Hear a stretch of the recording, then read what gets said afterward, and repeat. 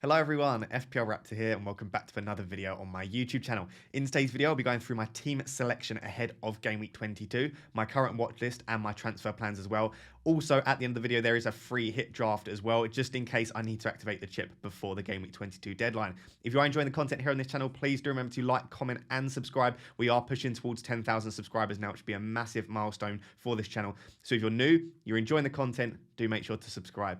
But without further ado, let's jump into today's video.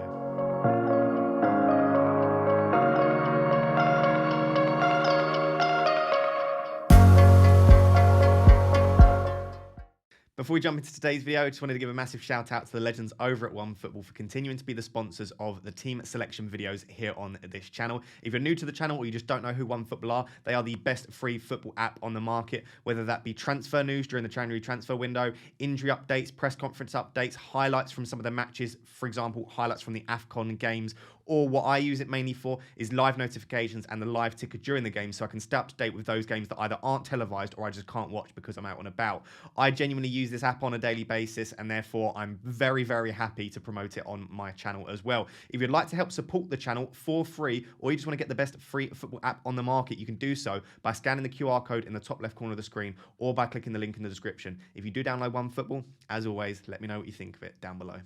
So, Game Week 21 was a bit of a stinker for me. I'm not going to dwell on it for too long. There was a lot of 50-50 calls that just went the wrong way for me this week, and I'm not going to put it down to luck. I'm not going to put it down to skill. I'll put it down to somewhere in the middle, a little bit of variance, we'll call it here on this channel, and it resulted in me getting a massive red arrow. And if you've been following my channel for a while, you'll know that I'm sort of bouncing between 30k and 60k, and I've been in that sort of range, of that 30k, and that's not a very big range for most of the season. So I'm very happy with my consistency, but it's annoying that every time I have a good week, like last week, pushing below 30k for the first time in a while, to then go back up to 50k in 1 week does suck. And I suppose the reason it sucks so much is that it was just one decision was the main reason for the red arrow, and that was a pretty close 50-50 decision for me. I know a lot of you went, yeah, well, definitely Bowen, he's got the better underlying statistics, but for me it was a fairly close call between do I captain Antonio or do I captain Bowen, and to have such a massive point swing between the two does hurt a little bit. And I'm not going to talk about it for too long, but there is a discussion to be had as to whether captaincy in FPL does introduce too much variance into the game and too much luck. Now, if you nail your captaincy on a regular basis, you might say, no, it's not luck, it's skill. And we do have a lot of discussions on this channel about captaincy, and therefore I think it is definitely not just luck. But I do think that sometimes when there's a 50-50 call, such as in Game Week 9 with Havertz and Salah away against Manchester United versus Havertz at home playing up top against Norwich, I don't think that's the sort of decision that should punish you as much as it did. So for me, I think captaincy introduces so much variance to the game that I don't think it would be a worse game if you removed captaincy. I think that might improve it. Makes for an interesting discussion point, though. Let me know down below. Would you be happy if captaincy was removed from the game, or do you think that would make it a little bit too boring, removing that extra decision that we have to make with captaincy each week? I'll be really interested to hear your thoughts down below, what you think about captaincy. Another option, which I've seen discussed in the past, is that you make your vice captain worth 1.5 times the amount of points, and your captaincy is worth 2.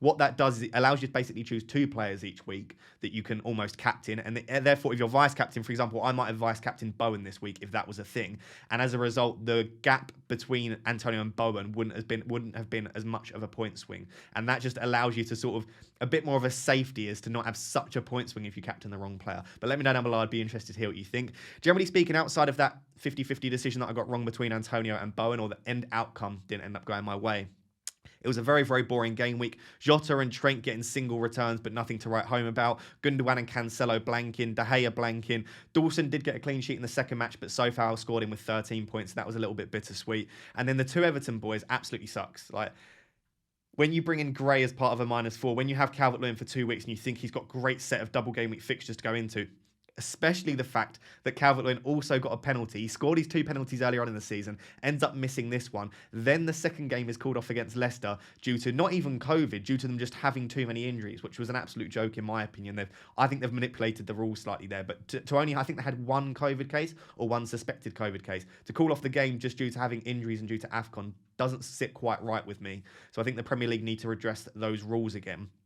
But that really did hurt, because I was not one of the only people, but I know there were a few that had double or triple Everton, and that looked like a really great opportunity to rise up the ranks this week. The second game against Leicester was probably the better out of the 2 between Brighton and Leicester. And I just had a good feeling about Gray and Calvert-Lewin going into that game. So that does suck. And I think, so the Bowen and Antonio 50-50 call was the one reason that I probably didn't get a green arrow. Then taking into account the fact that Gray and Calvert-Lewin didn't play the second game, I'll consider myself fairly hard done by there, but I do own my decisions. I got the captaincy decision wrong in the end, and maybe I should have known not to double up on Everton ahead of a double game week, which was so far away. But generally speaking, if I look at the decisions I made this week, I'm very, very happy with them. I think they were all made with a sound, logical mind. As I said for a long time on this channel, there's something known as the illusion of control, which is where we think we have control over events which we do not have the ability to control. It's this illusion, and we don't really have the ability to control 50-50 decisions going against us, or things like the second game in a double game week being called off. All we can do is try to put out a team which looks good at the start of the game week and hope, fingers crossed, that COVID and other random events don't hurt us too much. So generally speaking, happy with the team. Let's move on to my team selection ahead of game week 22. So, as always, what I'm going to do is I'm going to go through my team selection ahead of Game Week 22 without having made any transfers, without my planned transfers. I'll then go through what some of my transfer plans are. I'll go through my watch list. I'll do a bit of a live tinker. And what I also thought I'd do is I'll show my current free hit draft, just in case I do end up activating. You can know roughly what the structure will look like, give or take a few players, of course. So, I have one free transfer and I have 1 million in the bank. So I do have some flexibility this week with respect to the money I have in the bank to make upgrades. I don't necessarily want to spend that if I can avoid spending that, but it is good to know that I have that if I do want to make an upgrade, because the couple of the players that I'm looking at selling don't have the best value. For example, Livramento and Dalot, they're quite cheap, so knowing that I can upgrade there is very useful. So if we start with the defence, David De Gea in goal is absolutely fantastic. I think if I was on a free hit, I would have De Gea anyway, potentially Sanchez, but I think I would still go for De Gea, so I'm really glad that I've got him in there. Dalot is an issue for me. Now, I'm finding it really tricky to know who is the first choice right back at Manchester United. I'm a Manchester United fan. I haven't missed a single second of our football this season, and I have a very, very keen interest. I'm not one of those fans that doesn't really watch, so if anyone should know, it should be me, but I'm still really, really struggling. I thought, looking at the way that the players have been performing for Manchester United, looking at the way the defence has performed, for me, Dalot has been leagues ahead of Wan-Bissaka in recent weeks. He looks better from an attacking perspective. I genuinely think he looks better from a defensive perspective. His delivery is significantly better. He looks fitter. Just for me in general, Dalot looks the superior right back. However, once Wan-Bissaka was back fit, he came in and started 2 games in a row, and Dalot was benched for both of them. And that made me think that therefore Wan-Bissaka was the first choice. But then Dalot started in the FA Cup, which makes me think that maybe Dalot's back, but he could have just been resting Wan-Bissaka there. But when Dalot did start in the FA Cup, he looked fantastic. So I genuinely don't know what's going on in that right back position, but what that would tell me is that there isn't a clear favourite for the right back position. And therefore, if I had to put my money on it, I would say Dalot starts probably the Brentford game and Wan-Bissaka starts the Villa game, just so that that rotation continues. But I wouldn't be surprised to see Wan-Bissaka start both. I would be surprised to see Dalot start both. That's just my opinion on it. I can't see Wan-Bissaka missing 3 games in a row, because obviously he missed the FA Cup game. So that would be 3 games in a row that he's missed. I just can't see that. So for me, I'm not looking to start Dalot this week. If I can avoid starting him, I will. I'll probably drop him to the bench, because for me, I'm considering him a single game week player. Let me know down below if you disagree, if you think he is first choice and you think he might start both. If he could start both games, that would help me a lot, but I just can't see it. Cancelo is a tricky one, because if I was on a free hit, I wouldn't have Cancelo. But the fact that I do have him and I'm not currently planning on free hitting means I'll probably just keep him in my team. He can score against anyone. That could be a cagey affair against Chelsea. And I just think that if I look at, do I want to start one of Cancelo, Dalot, or Dawson? I just think due to his quality, due to how good the City defence is, despite the fixture, I'd probably end up starting Cancelo. So I think Cancelo will be with my starting 11. And then we've got Trent in there as well. Trent is back in full training. I can't see any reason why Trent wouldn't start. So despite at the time of recording him still being flagged, I don't think he'll be flagged come the deadline. And even if he is, I'm pretty confident that he'll end up starting, unless there are some long-lasting issues associated with the COVID that he had. But the fact that he's in full training, I don't think that will be the case. As I said, I've got Dawson on the bench as well. He's currently my second sub. Perfectly happy holding him for the foreseeable future. I think there's some good fixtures coming up, and he's not too expensive. I think I bought him at 4.9 million. The 5th defender is Livramento, and he will almost definitely be my transfer out this week. That issue with his injury looks like it might be long term. There might be the requirement for surgery, but I can't see him being back anytime soon. Even if he is, I really don't like Southampton's fixtures. So for me, I think the biggest priority in my defence this week is taking out Livramento. I could potentially make 2 transfers and take out Livramento and Dalot, because I just don't want that issue long-term with Dalot constantly being rotated with Wan-Bissaka. So that's how the defence looks. As I said, Livramento, the main issue in my defence. I'll talk about in the next section my watch list, but first, let's take a look at my midfielders. So I'm very happy with my midfield. What I would say about my midfield is it's very single game weeky. There aren't any double game week players in there. And I know that the double game week players aren't necessarily that appetizing in the midfield, but it would be nice to have one or two in there. If I was on a free hit, I'd probably potentially have three in there. And I do think there are some decent options. The main issue I have is that outside of Gundogan, who is currently my first sub, I do not want to sell Jota, Bowen, Foden, or Gray. I think if I were on a wild card, I would definitely have Jota, Bowen, Foden, and I would potentially have Gray on a wild card as well. So I'm looking at potentially 4 out of 5 of my players being the sort of players that even if I had unlimited transfers, I would probably have in my team long term. So it seems crazy to me to take them out for an average double game week to then only want them back in the future. So I don't really want to touch any of those 4 midfielders with respect to transfers. What I would say is what I can do is I can take out Gundogan from my midfield and I can bring in a double game week player and then I can bench one of Foden or Gray. And that is a serious option for me. It could be for free if I don't touch my defence, or it could be for a -4 if I do make a defensive transfer as well. So that is something to consider. We'll discuss in my watch list in a second who I am looking at, but there are a few players at that mid-price, around the same sort of price as Gundogan, that have decent double game weeks. The issue that I have is that they don't have good fixtures long term. So if I'm bringing in a player for a -4 this week for Gundogan, I'm probably going to want to take them out either next week or the week after for another -4. So what I'm looking at there is a -8 to bring in a player for an average double game week. So for me at the moment, I'm actually leaning towards not touching my midfield at all, leaving Gundogan on the bench because the week after they've got Southampton, Man City. If Gundogan doesn't start against Chelsea, and I've got a feeling he might not, he might start that Southampton game. And then I've got Foden and potentially Gundogan as well against Southampton. I don't want to keep playing Pep Roulette for too long, but the fixtures are quite nice coming up. So I really want to keep Foden. And I'm not against keeping Gundogan, but I do think that he is the player in my team who could make way. The final thing I should note is that when I bring Salah back in, and I will be bringing Salah back in around Game Week 24/Game Week 25, I'll probably be doing so for that Gundogan spot. So what I could do is just keep Gundogan for this week on the bench, then play him potentially next week against Southampton, hope that he starts, and then the week after, in Game Week 24, I could use Gundogan and another player to obviously get the funds to bring Salah back in that position.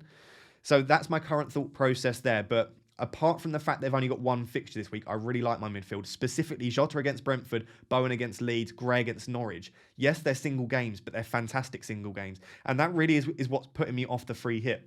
As we'll see in a second with my strike force as well. A lot of my players, yes, only play once, but they're playing in good teams, in decent form, with good underlying statistics, and the fixture's really good as well. So happy with the midfield. Gundogan's the one player that might make way, and we'll discuss in the watch list section who that might be for. Let's take a quick look at the strikers. So I'd say the striking spot is the area which I'm having the most difficulties choosing what to do with. And I'll explain the reasons for that. So Ronaldo to start with, yes, he's flagged. I have a feeling that Rangnick called it a minor muscle injury, I think, or minor muscle fatigue. Essentially, I think he wanted to rest him in the FA Cup, but he didn't want to say, I'm rotating or resting Ronaldo. So I think he just left him out altogether and called it fatigue. That's my opinion on it. I think Ronaldo will be fine for both games. What I would say quickly, and I'm not going to let this put you off. I don't want this to put you off because I'm still probably captaining Ronaldo almost definitely. I think Manchester United will switch back to a 4-2-3-1 or potentially a 3-4-3 in the next few games. Rangnick spoke a few times about the 4-2-2-2. He said that there was issues with not having 3 midfielders in there. So I think more likely than a 3-4-3 is probably a 4-2-3-1. But if you do play a 3-4-3, obviously the wingers or the wide men can load up that midfield, so you can have a few more players in there as well. But I think a 4-2-3-1 is quite likely coming up. That does a few things. Number one, it makes Bruno quite a nice pick because I think he's likely playing that central attacking midfield spot. But the second thing is that means that there's only one spot for a striker, and Cavani's actually been playing fairly well recently. So there is a small chance that in one of the 2 games, Ronaldo comes off early for Cavani or starts on the bench and Cavani starts. I still think Ronaldo will start both though, but that's just something to bear in mind. So Ronaldo is going to be my captain. I think he's just a clear captaincy option. Apart from De Gea, because I don't think Dalot's going to play twice, Ronaldo's the only player that has a double game week for me. So I think that's a fairly clear-cut choice. Where I'm facing the issues is with the other 2 strikers. Ideally, in an ideal world, I would have number 1, Kane, but that's not very realistic. Number 2, I would have one of Dennis or King. I think they have the best double game week from a fixtures perspective against Newcastle and Burnley away. Those are 2 fixtures which I would love to target. I think Dennis is going to do pretty well this week in particular. And I spoke about this on the Fantasy Football Fix channel, but Dennis has started to creep up to what King's underlying statistics are, and King has dropped down slightly. I just think with their recent positioning as well, I do think that if you have a choice now, Dennis is probably the one to go for. If you already own King, I definitely wouldn't sell him for Dennis. I think he's a fine option. But if I had a choice, I'd probably go for Dennis. My issue is Antonio against Leeds is a pretty good fixture. Yes, they only won 1 or 2-0 in, I think it was 2-0 in the FA Cup, but I still think that's a fixture which, specifically at home for West Ham, I think they could do fairly well, Bowen and Antonio. So I don't really want to sell Antonio for a -4 this week, even though I do prefer Dennis's double game week fixtures. And then the issue with Calvert-Lewin is they've got so many fixtures to be rearranged. They're good fixtures to be rearranged as well. And I think I want Calvert-Lewin long-term more so than I would Dennis. So I don't want to sell Antonio this week for Dennis due to the nice fixture. Calvert-Lewin's got a great fixture this week against Norwich and pretty good fixtures long term. So I don't really know how I can get Dennis into my team, really. It would have to be for Antonio. And I'll be honest, watching the game last night, the West Ham game, Antonio was spending a lot of his time dragging defenders out the way for Bowen. He didn't get into that many great goal-scoring opportunities, but he has still scored 3 goals in his he's got 3 attacking returns in his last 5 games. He did have a pretty big chance in that game yesterday as well. So I don't think it's necessarily an issue holding Antonio, but I wouldn't mind selling him if I thought it might be worth it. And I do have to consider whether he's got Newcastle and Burnley in the double game week, Dennis, and then Norwich in game week 23. Do I think Dennis against Newcastle, Burnley and Norwich is going to outscore Antonio against Leeds and Manchester United for a -4, so +4 points? I think he probably will, but then after the Manchester United game, I'd probably want Antonio back because the fixtures are quite good. So I find that really, really tricky to decide. Let me know down below if you're facing a similar dilemma about how to get either Dennis or King into your team. The final thing I'll note is that it is looking quite likely, or quite possible, I should say, that Villa will get a double game week in 23 or game week 24. If that is the case, the most sensible transfer probably is Antonio to Watkins for 23 or Antonio to Watkins for 24, or potentially Calvert-Lewin, I guess. But I think I want Calvert-Lewin long-term because there are so many fixtures to be rearranged, and I like the fixtures long-term anyway. So I think not making the transfer this week, not taking the hit this week for Dennis, and instead taking a hit or using the free transfer next week to do Antonio to Watkins would be a more sensible use of my transfers. And I think that's a more sensible hit to take than taking a hit this week to get to Dennis and then maybe another hit next week to get to Watkins. Also, due to the fact that Dennis plays Norwich next week, I might not want to make that move, or I might not feel like it's the optimal move there. So it's a very tricky one to decide how to maneuver these striking positions. I think if you own Antonio and Calvert-Lewin like me and Ronaldo, it is very tricky taking any of them out. If I am going to, like I said, it's likely to be Antonio, and it would probably be for Dennis, but I do want to save that spot for Watkins because it looks like he might have a double game week in 23 or 24. So that is the team. Like I said, 1 free transfer. I think the sensible transfer to do is Livramento to a double game week 22 defender, put them in ahead of Dalot, and my first sub would be Dalot, second sub Gundogan, third sub Dawson, and that wouldn't cost me any points. I'd still have a pretty good team going into game week 22. I'd have a really good captain as well, and I would hold the rest of my players who I'm really happy having long term, such as Calvert-Lewin, Gray, Bowen, Jota, etc. That's the current plan. Let's take a quick look at my watch list, then we'll have a tinker, and then we'll also look at my free hit draft just in case I have to activate that. So guys, here is my current watch list. Now, this isn't just for double game week 22. This is also for beyond game week 23 and beyond as well. And I suppose my major issue with either using your wild card or taking a lot of hits for double game week 22 is that a lot of the players that double and a lot of the teams that double, I don't really want those players from those teams long term. So, for example, Spurs players, I don't think Spurs have the best fixtures long term. Leicester really don't have great fixtures long term. Burnley don't have great fixtures long term either. Apart from maybe Brighton, although they do blank in game week 24, I don't really like many of the teams that double this week fixtures long term. So I don't want to bring in loads of doublers because I'm then going to have to take loads of hits in the future to take them out, or I'd have to wildcard early, which I'm just not a fan of. Equally with the wildcard, if you wildcard for double game week 22, are you going to include loads of players from double game week 22 that don't have good fixtures long term, or are you going to completely ignore them and just go for single game week players? If you're going for single game week players, why don't you just dead end into 22, make a few transfers to bring in doublers, and then wildcard in 23? So for me, I can't work out a way or a reason that I would want to wildcard in 22 unless my team was absolutely battered by loads and loads of injuries, COVID, postponements, rotation, etc. If I had like 7 or 8 players out, I might consider it. But for me, I'm looking at taking minimal hits this week, maximum -4 unless anything else changes between now and the deadline, and maybe just using 1 free transfer and then going from game week 23 onwards and looking at that from there on in. So if I am to make a move this week for a defender, I would probably want to target the double game week to make the move worth it for this week, and therefore it would probably be Cucurella.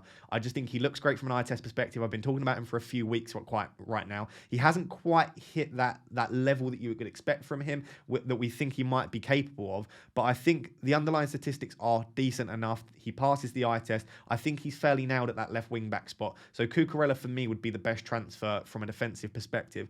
I don't mind Lamptey. If Lamptey was confirmed to play the majority of minutes for Brighton, I would bring him in. If I thought there was a relatively high chance he would play both games in the double game week, I'd probably bring him in, and he might do. I know if you don't follow the Black Box and over on the Scout channel as well, go do so. He talks very well about Brighton. He's a massive Brighton fan. He said that he thinks there's a reasonable chance that Lamptey plays both, but he wouldn't want to bet on that. I think there's 4 days between the two fixtures, so I think there's a reasonable chance that Lamptey might be benched in one, or he might come off around 50, 60 minutes in one of them. If he does and he misses the clean sheet, that could be a huge blow as well. So I think I would lean towards Cucurella as the safer bet. But there are quite a few defenders that I want from game week 23 and beyond with single fixtures that I could potentially just bring in this week and just play Dalot. So I know I said I don't really want to play Dalot, but I could just play Dalot, hope that he plays both, and if not, hope that he plays one and gets a clean sheet, and then just bring in a defender for the long term for Livramento. My issue is, if I'm going to do that, I might as well just roll the free transfer. And then, because Livramento's third sub currently, I've got Gundogan, I've got Dawson on the bench already. I probably don't need that third sub. Famous last words, of course. And therefore, I could just make the change next week. The single game week defenders that I'm looking at long term from 23 and beyond are Laporte, Semedo, Cody, Luca Dean, if he looks like he's going to get that starting spot over Target, and Cash as well. And I think Cash is just probably the safer option for the time being. I think the Villa's long-term fixtures look great. They might get that double in 23. I think Laporte is a fantastic option. Pretty good goal threat for a centre-back. Also, Man City's defence is absolutely elite, and they've got great fixtures moving forward as well. And I've spoken about Semedo and Cody a few times. Also, Kilman in there as well. I just think for their price, for the way they defend as a team, they're defending so incredibly well. And from 23 onwards, Wolves' fixtures are actually really nice, and they've got fixtures to be rearranged as well. So I actually think I prefer probably Semedo and maybe Cash, maybe Laporte to Cucurella. But what I like about Cucurella is Brighton's defence is fantastic. He doubles this week, and the fixtures, apart from the blank in 24, are pretty good long term. With respect to midfielders that I'm considering, I face a similar issue here in that the doublers, I don't really want them long term. So like I said, if I take a -4 for Maddison or a -4 for Moura, I don't really want Maddison and Moura long term. So what it really is a -8, because I'm going to have to take them out again soon as well. Is it worth taking a -8, if you consider both transfers, to bench Gray this week? Or to bench Foden this week? I'm just not sure it is for me.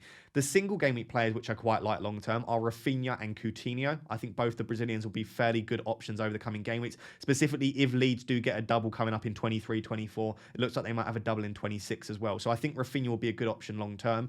Coutinho, I think, will start to settle into that Aston Villa side pretty well. I am of the strong belief that he will perform quite well for Villa. I know a lot of people think he's past it, but for me, I still think he's got the quality to do quite well there.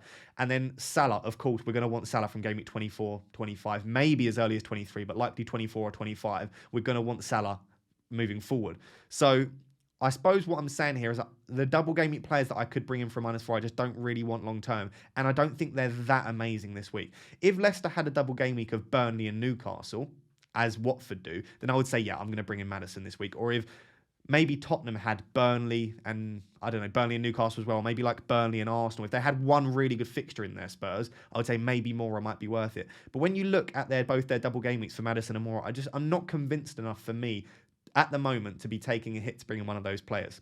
So that is the midfield. And then with respect to the forwards, as we've said, it's Dennis probably out of the Watford strikers that I'm looking at. And then Watkins and Ings. I haven't spoken a lot about Ings because I just don't know how they're going to play with Coutinho. And I think if they are going to only play one striker and they don't want to play Watkins on the left because they want to play Coutinho out there, I think Watkins will start ahead of Ings. But it could potentially be Coutinho in behind Ings and then Watkins on the left, in which case Ings becomes a fantastic option. Probably on penalties, playing centrally, whereas Watkins is playing out wide. So it could be that we want to go for Danny Ings instead of Ollie Watkins. So that is what I'm thinking with respect to my watch list at the moment. As you can tell, most of the players I'm interested in don't play twice this week. And that's why I'm not that keen to take loads of hits this week or potentially wildcard as well. So I think at the moment, if I was forced to make a transfer, I would do Livramento to Cucurella. I would then bench Dalot, put Cucurella in the starting 11, and that would be me done with no hits taken. Let me now jump over to FPL.team and show you what that would look like for this game week and beyond as well. So guys, we've jumped over to FPL.team now. I am not affiliated with this site. It is completely free to use. I do know the guy that created it, and he's done a fantastic job, and he's adding features all the time to make it even better. Completely free to use. So head over to FPL.team. What it allows you to do is plan ahead. And I really like this site in particular because it looks exactly like the FPL site, and it just allows me to visualize a little bit better what my team might look like for upcoming weeks. So what I've done is I've just plugged in my current team. Obviously, you can link it with your ID. And then I've just taken out Livramento for Cucurella, and I've put Cucurella into the starting 11. And as you can see, Dalot is now first sub, with Gundogan second sub, Dawson third sub. So this is what my team would look like with 0.1 million in the bank, completely free to do, no hits taken, really strong bench. I've got 3 double game week players in De Gea, Cucurella, and Ronaldo. I've got really good single game week players in Bowen, Antonio, Calvert-Lewin, Gray, etc. I would be able to keep Foden and Gundogan potentially for the next game, but Foden in particular, I'm delighted to be hanging on to. And this is the way the team would look. I could start Dalot ahead of Foden, would be a potential option. If I see any news that both Foden and Gundogan are benched, I might play Dalot. If I find out news before the deadline that Gundogan might start ahead of Foden, then maybe I'll play Gundogan ahead of Foden. But this is probably the way my team will be set up. What I just wanted to show you is how that might look for next week, and then 24, and then potentially look at routes back to Salah is an issue that we'll need to discuss as well. So this is the way the team will look for 22. If you just skip ahead to game week 23, this is the way my team currently looks. So as I've got Ramsdale and De Gea, so I'll probably bring in Ramsdale for De Gea. Crystal Palace for Trent, Southampton for Cancelo is great. I would probably keep Cucurella against Leicester, I think, specifically with the fact that they've not got a lot of players at the moment fit. I know they've got Daka coming back now, they've got Lookman, they've got players that could score, but I think I would be probably betting on Brighton keeping a clean sheet more so than Manchester United there. Also with the fact that Dalot might be rotated, I think I would want to keep Cucurella in the team. I would probably bring Gundogan in, and it would probably be for Gray. I know Bowen's got Manchester United, but I just fancy Bowen at the moment to score against anyone, and I'm not sure I'd want to bench him. And I think specifically with how high his effective ownership is at the moment, I don't think unless you're sure he's going to blank, it's worth taking him out of your team. So this is probably the way I would set up. I would bring Gray to first sub, and I think the team looks fairly good here. My issue would be with captaincy, but I think I'd probably just go for Jota and then maybe vice-captain Foden.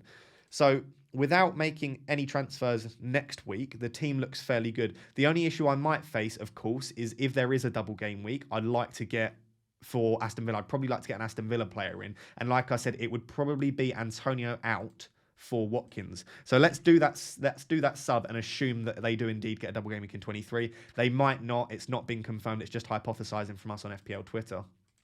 So obviously Watkins has got Everton there. So I've got Calvert-Lewin and Watkins in the same game. It's not a huge issue, but of course they would have the additional game of Burnley as well. So it would be a double game week of Everton and Burnley for Aston Villa. So that looks pretty good there. I've got 0.3 million in the bank. You can't see it just there. 0.3 million in the bank. If we then skip ahead to game week 24, this is when Cucurella blanks. So I wouldn't be able to play him. I would play therefore, and this is why I'm so happy I brought Dawson in, and I did identify this as a potential rotation. Dawson can then come in. They're playing against Watford, and I really don't mind that Watford at home. I've also got Dalot against Burnley away. If I feel like he might play, I've also got Dalot as an option there against Burnley, and I've got Gray against Newcastle away here.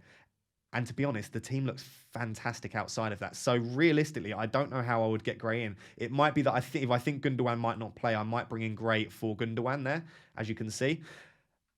I suppose the major issue I would find here is that this is likely, unless Egypt go all the way to the final, this is likely the game week that Salah would be back, and it's Leicester at home.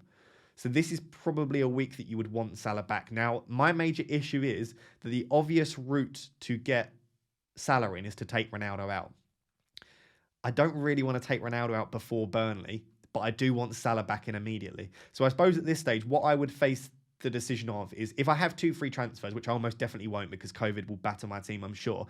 If I have 2 free transfers, it might be nice to try and keep Ronaldo and bring in Salah another way. To do that, I would have to take out Gundogan, and I would probably have to take out one of Calvert-Lewin or Watkins and downgrade them to a £4.5 million forward. And then I might need to make another transfer to downgrade someone maybe like Dawson to Johnson. I don't know if that'll all work. Let's have a little play around with it. So it would be Salah in for Gundogan, which of course I'm going to need like 5 million there. So it would probably be, let's say Calvert-Lewin. I don't really want to do this, and this is the issue that I'm going to find. I know Davis has left now, but we'll say like Davis is a 4.5. See, that's going to be a major issue now. I still don't have the funds to do that. So realistically, it's going to have to be Ronaldo coming out for me. And this is the issue that I find with this week. So what my current plan is at this stage, let me just put the players back in. So we'll put Calvert-Lewin back in there. What my current plan is to try and get through 24 without Salah. Because, yes, I expect a lot of people to bring him back in, but I don't expect him to be back up at like 150% effective ownership.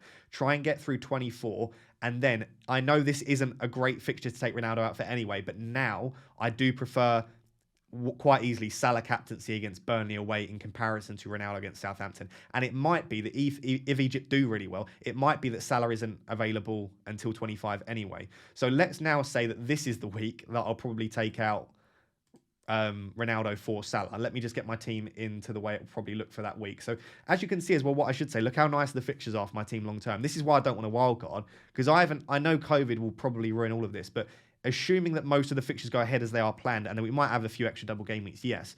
But all of the fixtures, almost every week, are absolutely ideal for my team. Specifically, the Everton boys, the Aston Villa players, if I bring them in. West Ham have got decent fixtures as well. Liverpool do. Even Manchester United do as well. Brighton have great fixtures. So I really like the way my team looks moving forward. This is where I would then need to take out Ronaldo for... It might end up being someone like... I reckon maybe this might be the time that you want to go back for Antonio, potentially. If I can afford this, we'll have to wait and see. I don't think I can quite afford that. And then Gundogan to Salah would be the move, of course. So I need 0.6 million in the bank. So I could either not do Antonio and instead go for someone else. I don't like, say, Maximan or someone like that, or maybe even a Dennis or a King. Or I could just make another transfer to downgrade Dawson there to Johnson, or to like a £4 million defender. And in doing that, I can then bring... probably playing, I don't know, we'll say ahead of Gray for now. But I can then get Salah back in, captain Salah in game week 25. And generally speaking, I do have a route back to Salah, but it's going to have to be for Ronaldo. The reason that I'm not as big a fan of that is that Man United and Ronaldo have good fixtures moving forward. But I did realise when I did Salah to Ronaldo a few weeks ago, that was probably going to be my route back to Salah, and that I was always going to prioritise Salah over Ronaldo. So that's the current plan. If you move through to 26, the team and fixtures still look absolutely fantastic.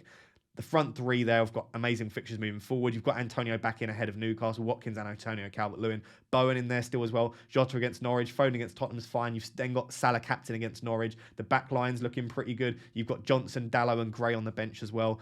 I think my team, famous last words again, is really well set up. So I think if you can get to something similar for your wildcard, and this is why I don't want to play my wildcard, I think this is generally a good structure for your wildcard.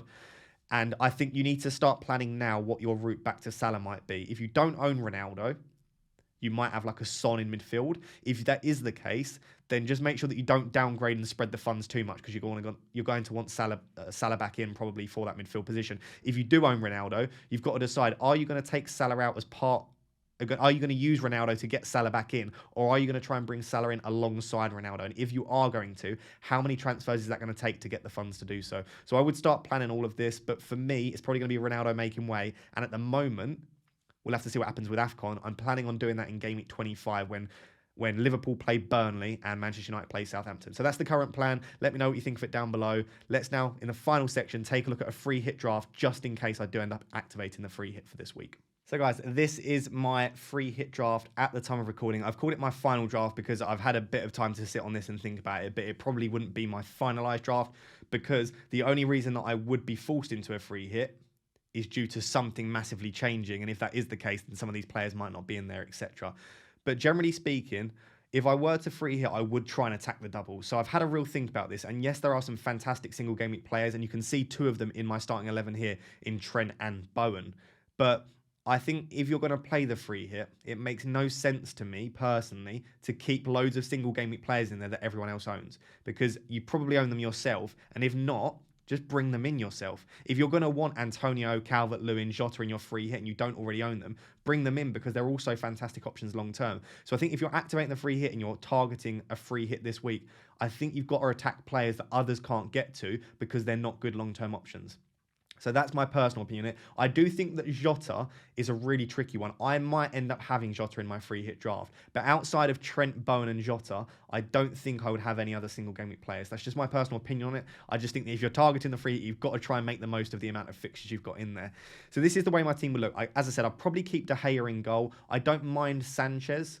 I think Sanchez is a decent option, but I think they are probably the two best. I think I would end up just going for De Gea, just due to the fact that I think the double game week is slightly better for Manchester United. Also, we concede a lot of shots as well, so De Gea could get quite a few save points there as well. I've got Emerson Royale in there at the moment. I just think he's a pretty good option at that price. You could potentially stretch to Cucurella and have a double up of Cucurella and Lamptey. You could potentially go down to Lowton, as you can see on my bench, and then maybe put Johnson on your bench. So start Lowton and put Johnson on your bench. So you've got a few options in that position. I do like Royale. The only thing I would say is it looks like apparently Tottenham are close to signing Adama Traore, and there are rumours that he has been signed to play in that right wing back role because he plays that quite well. He's played it a few times for Wolves in the past when they used to play that 5-back formation under Nuno. So I don't think that, I'm not sure that that's necessarily going to go through straight away, but if it does, in time for the Leicester game, it could be that Royale starts the Arsenal game and then Adama comes in for the Leicester game. We just don't know. Also, Doherty hasn't looked that bad recently, so he could be a great option at right wing back as well. So there are a few reasons that Royale might scare me slightly, but I do still like him as a defender, specifically at quite a cheap price as well. Like I said, I would keep Trent. I just think that there aren't that many great defenders in this double game week, and I think that Trent has the potential to still score a 12, 15 pointer there. And I've got Lamptey as well. I would love Cucurella over Lamptey, but due to the fact that I've got 3 premiums in this draft, I struggled to get Cucurella. If you've got better team value than about 104.5, 104.6, you might be able to get to Cucurella instead. Or if you downgrade Royale to Johnson and then play Lowton ahead of Johnson, you could probably get from Lamptey to Cucurella. I might end up doing that if I was to actually free hit. So I like a Brighton defender though. So if you're not going for Sanchez, I like one of Lamptey or Cucurella potentially as a defender in there. The midfield, as I said, I've got Bowen in there as the only single game week player. I've got Maddison. I think if you're free hitting, he's a fantastic option. The reason that I'm slightly put off is that long term, I don't think the fixtures are that great. I did wait to record this video until Rodgers' press conference, and at the time of recording, it looks like they've got 5 players back from injury. They had 8 senior players. They've now got 5 back. That meets just about the 13 senior players required to play the game in the Premier League.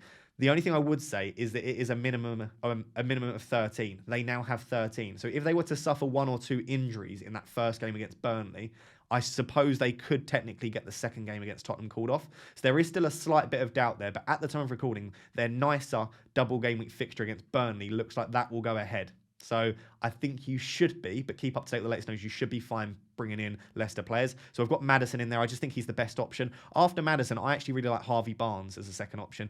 I know Tielemans is on penalty. I know Lookman might play up top. And I know Daka is now back as well. But I just think there's so much rotation in those spots. I think that the safest bet is Maddison through the middle. I think that Barnes will start both games on the left wing. And therefore, I would go for one of those two personally. The other midfielder I've got in there is Lucas Moura. I think with the absence of Son in the double game week, it looks like he'll play both the fixtures at the very least. And I don't think it's a terrible double game week. And I just don't think there are that many options in midfield that I particularly want. That's the spot where I initially had Jota, but I needed a bit of money and I also wanted to attack the doubles a bit. So I took Jota out and I put Lucas Moura in. I do think that if you've got the money and you want to just stay safer with the single game week player that's got brilliant underlying statistics, you could go for Jota. And then the curveball that I've thrown in there is Bruno Fernandes. Now, I think long term, I'm not sure I'd want to hold Bruno because his underlying statistics do not support the price tag of whatever it is, like 11.6 million. It's just not worth it. He's not worth that price in his current role, not on penalties. He doesn't take corners anymore either. He doesn't take a lot of them. Doesn't take that many free kicks either as well. So he's not on many set pieces and his underlying statistics have been pretty poor. The reason that I really do think it's worth potentially putting him in a free hit is the double game week is quite nice against Villa and Brentford. And secondly, I do expect us to switch to a formation with 3 midfielders due to the quotes from Rangnick. If we play a 4-2-3-1, that is where Bruno is incredibly effective playing that central midfield role, that central attacking midfield role, I should say. So I think Fernandes could have a pretty good double game week. So if I were to free hit, I think I'd try and squeeze Fernandes in there. If you don't want Fernandes, the entire draft changes because you'd probably then go for Jota, and there you've saved yourself 4 million, and you can spread that 4 million around elsewhere. The front 3 almost picks itself, I think, on a free hit. I think Kane, Ronaldo, Dennis is the most sensible front 3.